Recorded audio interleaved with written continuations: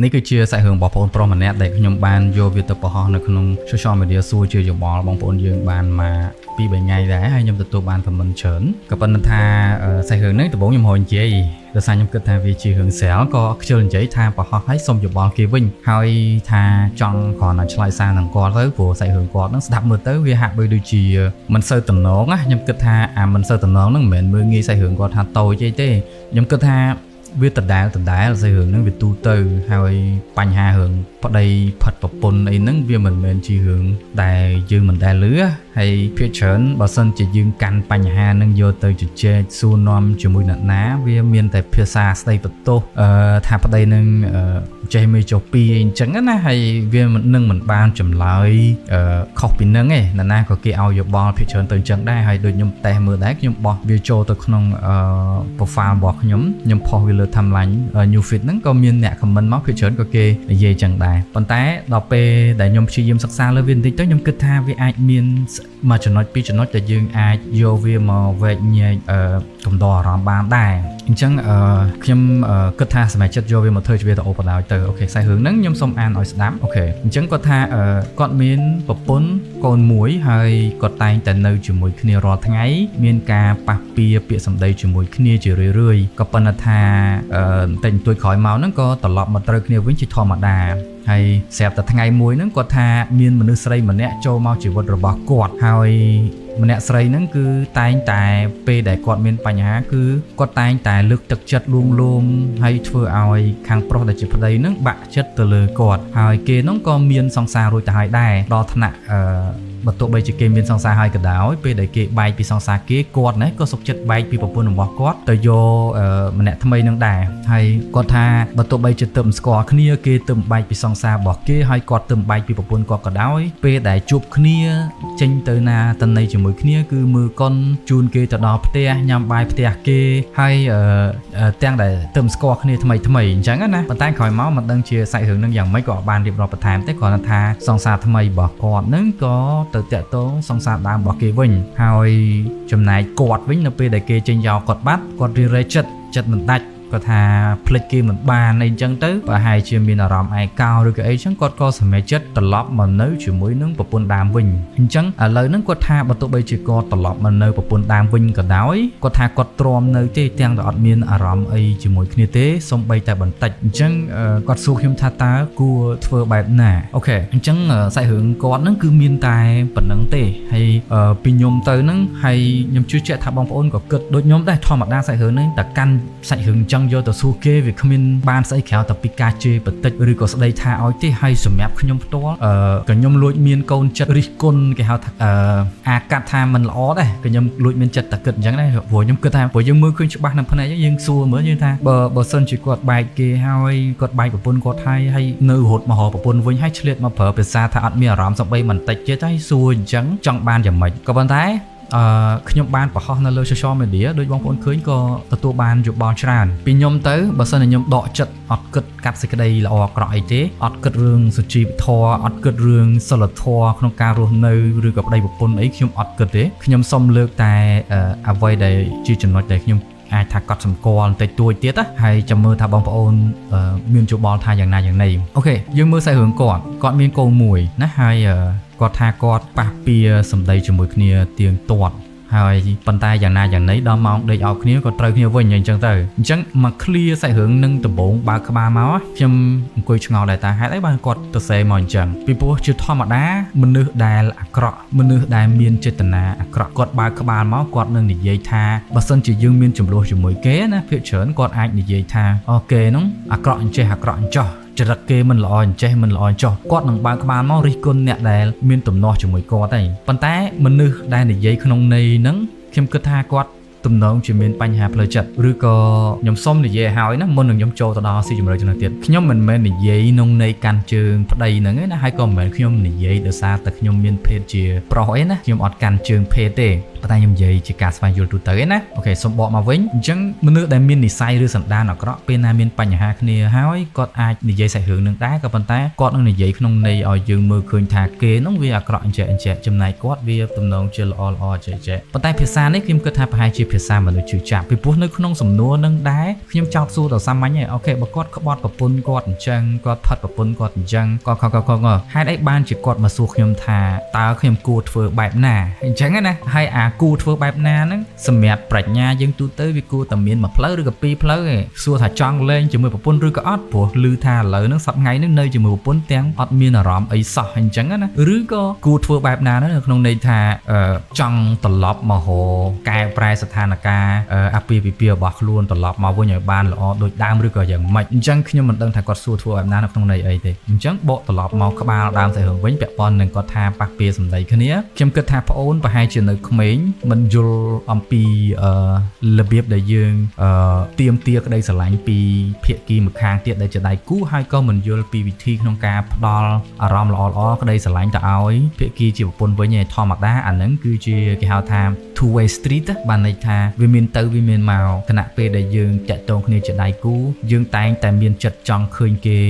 ប្រព្រឹត្តអេរិយាបថចេះ2ចេះ3ដើម្បីឲ្យខ្លួនឯងមានអារម្មណ៍ល្អហើយពេលដែលយើងនៅជាមួយគ្នាគេក៏ចង់ឲ្យយើងនឹងថ្នាក់ថ្នមគេឬក៏គេអាចមានជាសេចក្តីរំពឹងទុកឬក៏យើងនិយាយ expectation ថាយើងគួរតែប្រព្រឹត្តអេរិយាបថចេះ2ចេះ3ដើម្បីឲ្យគ្នាមានអារម្មណ៍រីករាយទៅវិញទៅមកសងជូនត្រឡប់ឲ្យគ្នាទៅវិញទៅមកអញ្ចឹងប្រហែលជាបងអូនអត់ដែររៀនស្វែងយល់អំពីវិធីផ្ដល់ក្តីស្រឡាញ់ឬក៏ចែកក្តីស្រឡាញ់ត្រឡប់មកវិញទេអញ្ចឹងខ្ញុំគិតថាអាហ្នឹងគឺជាបញ្ហាពីព្រោះអីពេលដែលយើងនៅជាមួយគ្នាដំបូងពេលដែលយើងស្គាល់គ្នាក៏យើងធ្វើច្រើនដើម្បីគ្នាដែរដើម្បីទទួលបានក្តីស្រឡាញ់ពីគេដើម្បីសុំគេស្រឡាញ់បានគឺយើងប្រហែលជាធ្វើច្រើនណាស់សកម្មភាពទាំងអស់ហ្នឹងដល់ពេលដែលគេនោះវិញឃើញយើងធ្វើល្អជាមួយគេក្នុងកម្រិតក៏ខទើបគេពេញចិត្តធ្វើល្អជាមួយយើងវិញដើម្បីសងក្តីស្រឡាញ់គ្នាទៅក៏យើងអាចមាននិស្ស័យបានស្រឡាញ់គ្នាជាប្តីប្រពន្ធចំណែក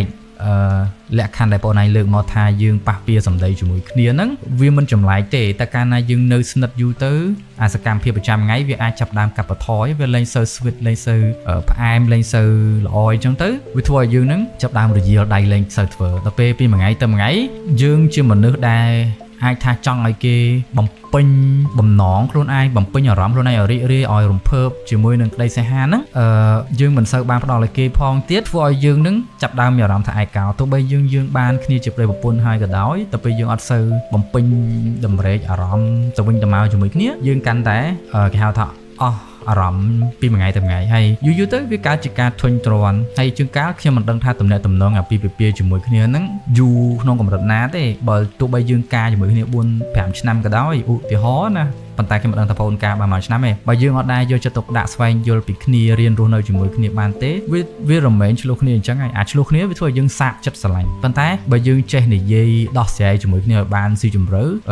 ឲ្យបានលម្អិតឲ្យយល់ពីគ្នាជាងមុនយើងលែងសូវទាស់គ្នាវាកាត់បន្ថយហានិភ័យយើងទាស់គ្នាហើយអញ្ចឹងយើងប្រហែលជាអាចស្រឡាញ់គ្នាបានប៉ុន្តែដល់ពេលយើងមានបញ្ហាយើងអត់ដែរដោះស្រាយគ្នាបានស៊ីជម្រៅទេសញ្ញាវាលូតនៅត្រង់ថាពេលដែលបងនិយាយថាយើងប៉ះពាល់សម្ដីជាមួយគ្នាជារឿយៗក៏ប៉ុន្តែត្រូវគ្នាវិញសួរថាពេលត្រូវគ្នាវិញមិនដឹងជាត្រូវនៅក្នុងន័យបណ្ដាទេមិនដឹងជាវាត្រូវខ្លាំងឬក៏ត្រូវច្រើនឬក៏ត្រូវតិចទេដោយសារតែអត្រាឆ្លោះគ្នាវាញឹកអញ្ចឹងអានេះវាបានន័យថាខ្ញុំអាចមើលឃើញថាទំនងជាយើងអត់ដែរ open communication ណា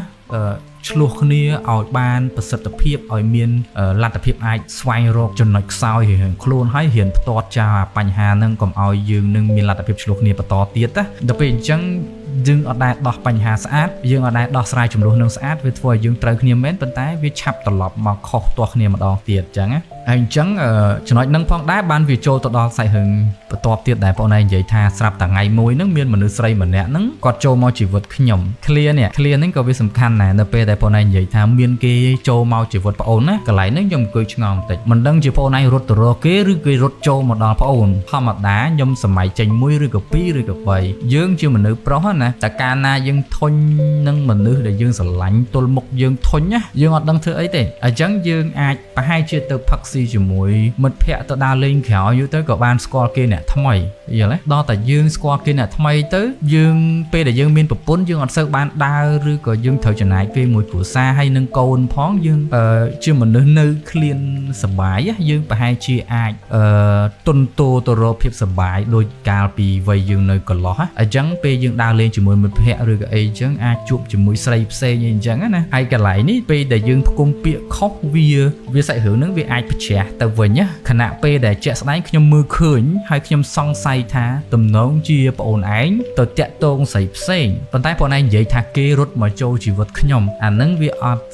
យុត្តិធម៌សម្រាប់ភាគីប្រពន្ធរបស់យើងឯងពីព្រោះពេលដែលយើងផ្គុំពាក្យទៅអញ្ចឹងវាហាក់បីដូចជាយើងគិតថាខាងស្រីផ្សេងនោះរត់មកចូលជីវិតរបស់យើងតែយើងទេគឺជាអ្នកសម្រេចចិត្តរត់ចោលអាពាហ៍ពិពាហ៍អារម្មណ៍ចិត្តរបស់យើងគឺយើងរត់ចោលពីអាពាហ៍ពិពាហ៍របស់យើងអញ្ចឹងយើងរត់ទៅរកគេយើងអាចច្រឡំអេតគេមិនមែនច្រឡំយើងអាចទៅអេតគេហើយទៅឆាតញ៉ែញងជាមួយគេទៅចំដល់ទៅពេលគេស្រីថ្មីនឹងរៀងផ្អែមល្ហែមអញ្ចឹងទៅគេលួងលោមទៅដល់ពេលយើងរៀងឯកោដែរយើងឃ្លានចំណីអារម្មណ៍អីទាំងអស់ហ្នឹងវាធ្វើឲ្យយើងនឹងគិតស្មានថាខ្លួនឯងនឹងស្រឡាញ់គេតាមពិតយើងគ្រាន់តែជាមនុស្សឃ្លានក្តីស្រឡាញ់ទេប៉ុន្តែមិនមែនមានន័យថាយើងចង់បានក្តីស្រឡាញ់ពីស្រីថ្មីទេគ្រាន់តែយើងសប្ថ្ងៃនេះពិបាកដោយសារអីពេលដែលយើងចង់បានក្តីស្រឡាញ់ពីប្រពន្ធយើងអត់ដែរចេះផ្ដល់ក្តីស្រឡាញ់ទៅឲ្យប្រពន្ធហើយប្រពន្ធទៀតសោតប្រហែលជាគាត់ខ្ចីដែរអញ្ចឹងក៏អត់សូវចេះវិធីផ្ដល់ក្តីស្រឡាញ់មកឲ្យយើងដល់ពេលអញ្ចឹងធ្វើឲ្យយើងនឹងឃ្លានទៅសុំពីស្រីផ្សេងហើយសុំពីស្រីផ្សេងហ្នឹងមានន័យថាយើងទៅញ៉ែញងគេអ្នកថ្មីហ្នឹងឯងប៉ុន្តែបែរជាភាសារបស់យើងមកនិយាយនៅក្នុងសាច់រឿងហ្នឹងថាម្នាក់ស្រីហ្នឹងចូលមកជីវិតខ្ញុំតាមពិតពាក្យដែលវារឿងត្រូវជាងហ្នឹងខ្ញុំគិតថាយើងរត់ចេញពីជីវិតអាពាហ៍ពិពាហ៍យើងទៅរកស្រីថ្មីអញ្ចឹងពេលដែលយើងនិយាយចេះវាអត់សូវត្រូវទេអញ្ចឹងយើងរៀនទទួលស្គាល់ការពិតប្រឡោះហ្នឹងសួរថាកន្លែងហ្នឹងហេតុអីបានខ្ញុំលើកវាយកមកនិយាយខ្ញុំគិតថាចេះនៅពេលដែលយើងមានបញ្ហាផ្លូវចិត្តយើងបែកបាក់អារម្មណ៍ល្អៗជាមួយប្រពន្ធយើងឯកោយើងតែងតែត្រូវការអ្នកផ្សេងណាមកជួយនិយាយលួងលោមយើងឯងហើយម្នាក់ស្រីថ្មីនឹងគាត់ប្រកែផងឲ្យផងទៅក៏យើងជាប់ចិត្តទៅស្រឡាញ់គេអញ្ចឹងទៅឬក៏យើងទៅទុនតួគេហៅថា dependent ហ្នឹងមានន័យថាយើងទុនតួទៅរកគេហើយដូចយើងនិយាយអញ្ចឹងយើងថានៅពេលដែលយើងមានបញ្ហាអីគេតែងតែលួងលោមលើកទឹកចិត្តឲ្យយើងច្រើនអីអញ្ចឹងទៅធ្វើឲ្យយើងនឹងបាក់ទឹកចិត្តទៅលើគេអាបាក់ទឹកចិត្តហ្នឹងគឺយើងទុនតួនឹងឯងទៅលើគេនឹងឯងអញ្ចឹងក្រោយមកទៀតធម្មតានៅពេលដែលយើងមានបញ្ហាជាមួយប្រពន្ធយើងមិនដោះជាមួយប្រពន្ធយើងទៅបដោះកយផ្លូវចិត្តជាមួយស្រីថ្មីដល់តែពេលស្រីថ្មីនឹងរត់ចោលយើងវាคล้ายទៅជាបញ្ហាទី2ព្រោះពេលដែលស្រីថ្មីរត់ចោលយើងហ្នឹងវាធ្វើឲ្យយើងមានអារម្មណ៍ឯកោមួយសារទៀតថាគេបោះបង់យើងអញ្ចឹងណាជាក់ស្ដែងពេលដែលយើងមានបញ្ហាផ្លូវចិត្តឆ្លោះគ្នាជាមួយប្រពន្ធយើងគិតថាប្រហែលជាប្រពន្ធលែងសូវស្រឡាញ់យើងអញ្ចឹងយើងឯកោព្រោះយើងឆ្លោះគ្នារាល់ថ្ងៃមិនដែលសប្បាយចិត្តមួយគ្នាណាយើងឯកោយើងរត់ទៅរកស្រីហ្នឹងដល់ពេលស្រីហ្នឹងបោះបង់យើងចោលទៀតយើងមានអារម្មណ៍ថាត្រូវបានគេបោះបង់ម្ដងទៀតក៏យើងរារែកបដ ដោយអត់ដឹងថារើសអ្នកណាអញ្ចឹងទ្រាំជាមួយនឹងអារម្មណ៍ឯកោមិនបានក៏រត់មករកប្រពន្ធវិញសំណាងឲ្យប្រពន្ធនឹងគាត់តំណងជាមនុស្សល្អគាត់ក៏មិនបានទៅឆ្លោះគ្នាអីជាមួយយើងឬក៏ខ្ញុំមិនដឹងប៉ុន្តែចុងបញ្ចប់ក៏នៅតែអាចទទួលយើងបានមកវិញប៉ុន្តែយើងនេះនៅពេលដែលបានមកនៅជាមួយប្រពន្ធដើមវិញហើយបែរជានៅមានភាសានិយាយថាស្អីគេសប្ថ្ងៃនេះខ្ញុំទ្រាំនៅទេទាំងតែអត់មានអារម្មណ៍អីបន្តិចសោះជាមួយប្រពន្ធហើយបើសិនជាបងអូនសួរខ្ញុំសំណួរថាតើខ្ញុំគួរធ្វើបែបណាអញ្ចឹងដូចដែលខ្ញុំនិយាយច្រើនមកពីខាងលើខ្ញុំថាវាគ្មានស្អីក្រៅតែពីយើងសួរខ្លួនឯងថាយើងយល់មើលថាយើងគិតមើលថាតើយើងយល់ពីបញ្ហារបស់យើងឬក៏អត់បញ្ហាយើងជាអីតើយើងមានបញ្ហាអីយើងប្រហែលជាបើតាមខ្ញុំមើលឃើញណាសាច់រឿងទាំងអស់ហ្នឹងខ្ញុំមើលឃើញថាទំនងជាប្អូនគឺជាមនុស្សដែលឃ្លានចង់ឲ្យគេហ្នឹងលួងលោមថ្នាក់ថ្នមឬក៏លើកទឹកចិត្តពេលដែលយើងនឹងអារម្មណ៍អត់ល្អពេលដែលយើងនឹងអត់សប្បាយចិត្តពីការងារយើងចង់បានការថ្នាក់ថ្នមប៉ុន្តែអានឹងវាមិនពិបាកយកទេបើសិនជាយើងប្រាប់ប្រពន្ធថាអានឹងគឺជាអ្វីដែលយើងចង់បានអាចថាពេលដែលយើងមានបញ្ហាជាមួយគ្នាប្រពន្ធយើងបញ្ចេញចរិតមួយចំនួនដែលយើងអត់ចូលចិត្តយើងឆ្លោះជាមួយប្រពន្ធយើងអាចនិយាយជាមួយប្រពន្ធឲ្យត្រង់ត្មងទៅប្រាប់គាត់ទៅថាអូនណាបងនឹងអារម្មណ៍ល្អបើសិនជាពេលដែលបងមានបញ្ហា stress ឬក៏អីអញ្ចឹងទៅអូនឯងជួយលើកទឹកចិត្តបងចេះ2ចេះ3ចេះ4អីអញ្ចឹងណាបងសប្បាយចិត្តជាងប្រសើរជាងអូនឯងរករឿងឆ្លោះអីជាមួយយើងប៉ុន្តែខ្ញុំមិនហ៊ានចោទថាប្រពន្ធនឹងជាមនុស្សប្រភេទណាព្រោះខ្ញុំមិនដឹងប៉ុន្តែខណៈពេលដែលបងឯងទៀមទាអាសកម្មភាពល្អអីទាំងអស់ហ្នឹងបើសិនជាបងឯងមានចិត្តចង់ទៅទៀមទាណាបងឯងក៏ត្រូវសួរខ្លួនឯងដែរថាដើម្បីបានអាទាំងអស់ហ្នឹងបងឯងត្រូវផ្ដល់អីឲ្យគេវិញជាក់ស្ដែងខ្ញុំជឿថាបើសិនជាយើងសួរប្រពន្ធហ្នឹងក៏ប្រពន្ធហ្នឹងក៏គាត់ចង់បានអញ្ចឹងដូចយើងដែរគាត់ចង់ឲ្យយើងផ្អែមល្ហែមជាមួយគេគាត់ចង់ឲ្យយើងហ្នឹងជួយយកចិត្តទុកដាក់ជាមួយនឹងផ្លូវចិត្តរបស់គេដូចយើងចង់ឲ្យគេយកចិត្តទុកដាក់មកលើផ្លូវចិត្តយើងវិញដែរហ្នឹងប៉ុន្តែបើសិនជាយើងមិនដែលកលេចមកមើលចំណុចខ្សោយរបស់ខ្លួនឯងមិនដែលចេះចែកទៅឲ្យគេផងយើងទៅសុំគេ គេរហូតអាហ្នឹងក៏វាមិនត្រូវដែរពីព្រោះវាគឺវាទៀមទាទៅឲ្យមកអញ្ចឹងយើងត្រូវឲ្យគេឲ្យច្រើនហើយប្រពន្ធក៏គាត់ឃើញថាយើងឲ្យច្រើនទៅគាត់មានចិត្តគាត់ហុចឲ្យមកឲ្យវិញអាហ្នឹងបានវាធ្វើឲ្យយើងនឹងសប្បាយចិត្តរស់នៅជាមួយគ្នាលែងសូវឆ្លោះគ្នាចំណុចខ្សោយចំណុចអាក្រក់មួយចំនួនដែលយើងអាចទាត់ចោលបានដើម្បីឲ្យគ្នាសប្បាយចិត្តហើយយើងពេញចិត្តនឹងជំរុះដែរព្រោះពេលដែលយើងទាត់ចោលឲ្យគេរីករាយជាមួយយើងក៏រីករាយនឹងគេអាហ្នឹងវាអត់មានហេតុផលឲ្យយើងឆ្លោះគ្នាទេប៉ុន្តែបងឯងពេលដែលមានបញ្ហាផ្លូវចិត្តវិបត្តិជាមួយប្រពន្ធឆ្លោះគ្នាបងឯងអត់ព្រមដោះស្រាយជាមួយប្រពន្ធបងឯងរត់ទៅរកស្រីថ្មីទៅលេងសើចជាមួយគេទៅញ៉ាំញ៉ងមួយគេទៅដល់ពេលអាស្រីថ្មីហ្នឹងវាឃើញយើងស្អាតបាតអីអញ្ចឹងទៅគាត់ចង់បានយើងដែរក៏គាត់លងលោមយើងទៅធម្មតាដំណាក់កាលញ៉ែគ្នាវាមិនដែរញ៉ែពិបាកស្ដាប់ទេវាញ៉ែព្រោះស្ដាប់ទាំងអស់ហ្នឹងអញ្ចឹងយើងអ្នកដែលមានបញ្ហាមួយប្រពន្ធស្រាប់វាកាន់តែងាយធ្វើឲ្យយើងទន់ទោសទៅរកគេអញ្ចឹងត្រឡប់មកវិញបើសួរថាបងឯងសប្ងៃអត់មានអារម្មណ៍អីសោះសួរខ្លួនឯងវិញអារម្មណ៍ដែលបងឯងចង់បានពីប្រពន្ធស្អីគេអញ្ចឹងហើយអាសំណួរបងឯងសួរបងថាគួរធ្វើបែបណាហ្នឹងបងឯងសួរខ្លួនឯងវិញថាតើបងឯងអាចធ្វើអីបានដើម្បីផ្ដល់តម្លៃទៅឲ្យប្រពន្ធកែខៃផ្លូវចិត្តជាមួយប្រពន្ធបើសិនជាសួរឲ្យប្រពន្ធប្រាប់ថាខ្ញុំចង់ឲ្យបងមានចរិតអញ្ចេះខ្ញុំចង់ឲ្យបងជួយខ្ញុំអញ្ចេះដើម្បីខ្ញុំអាចសប្បាយចិត្តរីករាយជាមួយបងឡើងវិញអញ្ចឹងណាយើងសួរខ្លួនឯងវិញតើប្រពន្ធក៏អាចឲ្យផ្ដល់អីឲ្យយើងសប្បាយចិត្តវិញហើយអាពេលហ្នឹងហើយតែយើងអាចប្រហែលជាកែខៃស្ថានភាពបានបើសិនជាកែមិនបានទេអាសំណួរគួរសួរបែបណាហ្នឹងចម្លើយដ៏ងាយស្រួលខ្ញុំគិតថាបើនៅជាមួយគ្នាហើយវាមិនបានសប្បាយចិត្តវាធ្វើឲ្យយើងកើតតុកសិចក៏អីសិចជាមួយគ្នា